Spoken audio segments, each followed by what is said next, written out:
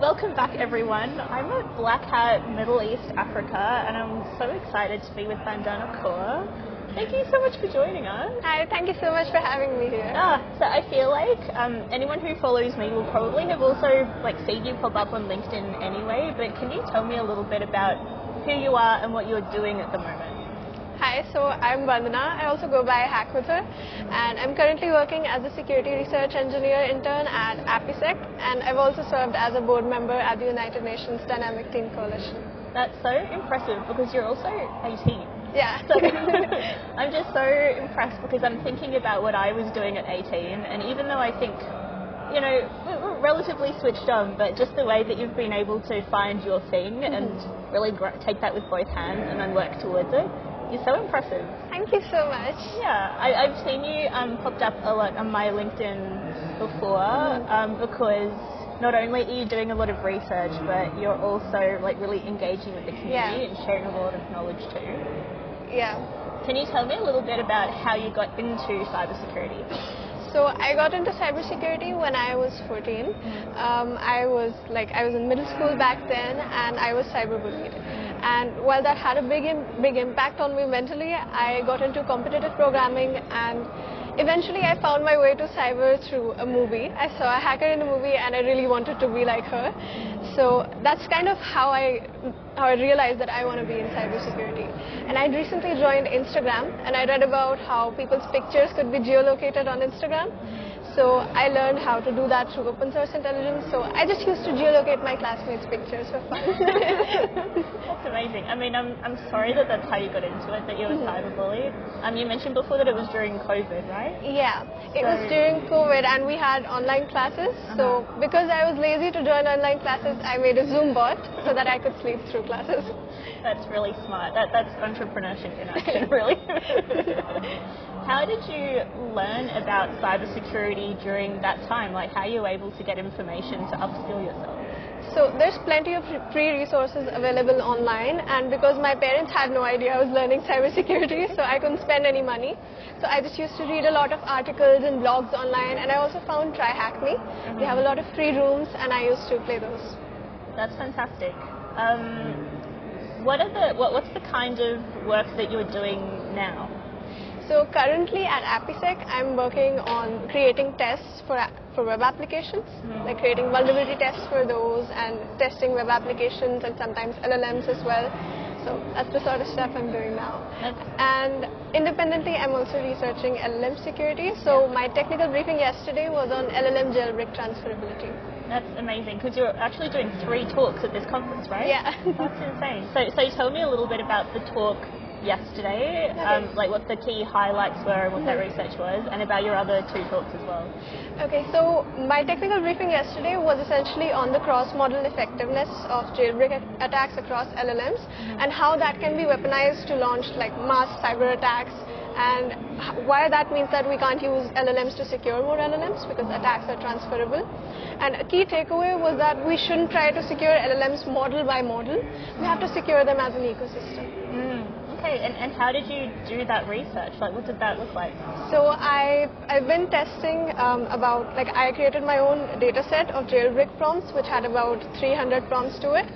And also it was made from adaptations from existing benchmarks like HarmBench and ADVBench, and I tested those prompts against 8 open source LLMs.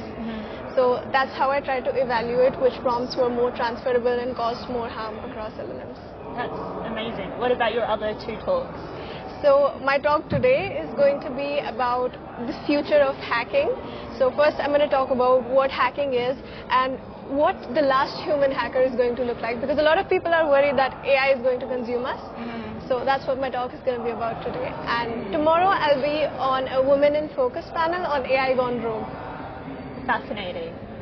There's so many threads I'd love to double click on, but I mean, obviously cybersecurity professionals losing jobs is something that people are quite worried about. Without wanting to give too much from your talk away today, what is the outcome that you end up? So I believe that AI will change the cybersecurity workforce the same way the printing press did. It's kind of analogous. So I believe some jobs will be consumed, but eventually will transition into a place where human intelligence evolves with AI and we achieve a symbiotic relationship. Fascinating. I also, I mean, I do agree in many ways. I think while people are really scared of the changing workplace, at the end of the day, AI is here. Yeah. All we can really do is try and find a way to make it work for the better rather than fearing it. But that can be really hard to communicate, can't it? So, okay, so when you were like starting your journey in cybersecurity, you're also finishing high school. So how were you able to do both of those? Were you able to do a lot of classes that fed into your cybersecurity passion, or was it something that you kind of had to do outside of that? So in school we don't really get taught cybersecurity or computer science properly in India. Yeah. So my parents also had no idea I was doing any of this. So back in like 2020 I hadn't told my parents, so I would skip classes and study cybersecurity on the side. And in school also I enjoy like studying physics and science and all of that stuff by myself.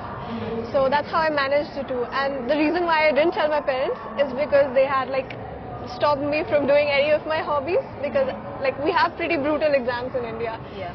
But I ended up getting pretty good on them. I scored about 98% on the school exams. Congratulations. As well. Thank you. And your mum is down here at Black Hat with us as well, so I guess they're quite supportive now. Yeah, they're really supportive. They've been supportive from the start. I just couldn't recognize it. I understand that, yeah. When you were applying for like your current job, what was that process like? So I didn't really have to apply for it. The Chief Strategic Officer at APISEC actually reached out to me so they could interview me. Okay. And so I went through like a couple rounds of interview with the Vice President of Engineering, and that's how I got into APISEC. That's awesome. So how were you on their radar? So I think that watched one of my previous talks on API security, and they were really interested in what I was doing. That's great. So it was because you were sort of putting yourself out there in the community and you were sharing your knowledge? Fantastic. I believe personal branding really, really matters now. It really does. Actually, that's something that I reflect on when I notice people on LinkedIn as well. So I know so many people who are really smart and really impactful in their roles, but they aren't necessarily able to communicate like that in terms of like the impact they have to their clients, but also in a way that maybe makes them more visible for other job opportunities. Definitely, and I believe that this is one of the things that AI can help people with, like people who are extremely technical but have trouble communicating it to non-technical people. LLMs can definitely help with that. Yeah, I think that's a great point. How is it that you became so comfortable communicating cybersecurity? So, like, let me tell you a funny story. So we had a speaking assessment at my school in English, and so I just went on stage and I just froze. So I used to be a horrible public speaker, and even now I get really bad stage fright. But the thing with like putting yourself out there is you just have to do it, and in the end it's really rewarding. Yeah, I remember when I first. I mean, I speak a lot now, right? But when I first started speaking, it was in high school, and it was the sort of thing where I'd get up in front of my class and like just drop all of my palm cards on the floor, and the rest of my talk would be me like on the floor trying to like put them back in order. But then my mum sort of signed me up for debating classes, and I guess somewhat reminiscent of you not being sure whether to tell your parents about your cybersecurity passion. I was too nervous to say no, I really don't want to do this, so I just did it. And thank goodness, because just practice really, really helped. And I guess after 15 years of practice, you end up quite good. But I'm so amazed by how proficient you are at communicating, because people who are like decades and decades into their careers find it still really hard to master. Do you have any tips for people, both in terms of upskilling in an area that they're passionate about, but also in terms of them being able to, I guess, master it so well that you can communicate it really well? So I think that like first you can like leverage AI to learn a lot of things. You can find resources using like Gemini and stuff. So if you're trying to learn IoT security, you can ask Gemini to find you some free videos and stuff on IoT security, so you don't have to do any of the manual searching yourself. And you don't really have to spend a lot of money on learning either. Plus, like, you have to like, I believe in the era of AI, you have to like practice a lot of it. And once you gain enough practice, you just get better at it. Yeah. What do you have next on your radar? Like, what are the things that you're excited to learn or do in the next few years? So currently, like I'm working on some research papers on LLM security for healthcare-tuned LLMs. So that's something I'm definitely interested in, like because in healthcare, failure is measured in lives. So the impact that cybersecurity has in that industry is really, really something important, and I want to learn more in that area. That sounds really interesting. That sounds really important as well. Yeah. What's your like big career dream? What's the thing that you wish that you could do? I know that's a big question. You might have many, but tell me what you have. I want to make a positive change in the world, and I want to keep doing what I love throughout.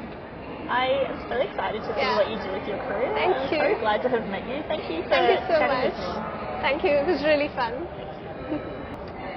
I also know that you run Hack with Her. Tell me a little bit about that. So Hack with Her is a personal brand that I started when I was 15. And I want to focus on 3 things through my brand. First is accessibility. I want cybersecurity knowledge to be accessible to everyone. And as you might know, a lot of cybersecurity practices are too complicated and they're not really accessible. So that's one of the things I want to help change. Another thing is representation. I want young girls and young people to see themselves in cybersecurity as hackers, and I want cybersecurity to be a career within reach without any gatekeeping and stuff. And another thing is I want to show that hacking is not a crime. Hacking is simply finding creative solutions to problems, and you can apply all of it in cybersecurity. So I want to definitely destigmatize hacking as well. I love that so much because I see a lot of gatekeeping in cybersecurity. Like it's classified as this thing that's really hard, and you have to be like this hacker in a hoodie in a basement who doesn't talk to anyone, and who has this kind of like crazy superiority complex to like be a hacker, but that's absolutely not true, right? I mean, all the people we see working in cybersecurity, and like all kinds of people, you know, there's so many important roles in cybersecurity, and it's within reach of everyone. Yeah, and even at this conference, some of the best people are here, and if you look at them, none of them look like the stereotypical hackers. Absolutely, yeah. I think that's something really nice about specifically Black Hat Middle Eastern Africa as well, because it's such a melting pot here in terms of like cultures and roles and fields, and I think it's a really cool thing. One final question. What was the movie that you watched when you were a teenager that inspired you to get into hacking? It's a Netflix series called Salvation, and the hacker's name was Alicia. She helped save the world through hacking. Okay, I got to add that to my list. Yeah, definitely. Thank you so much. Thank you so much.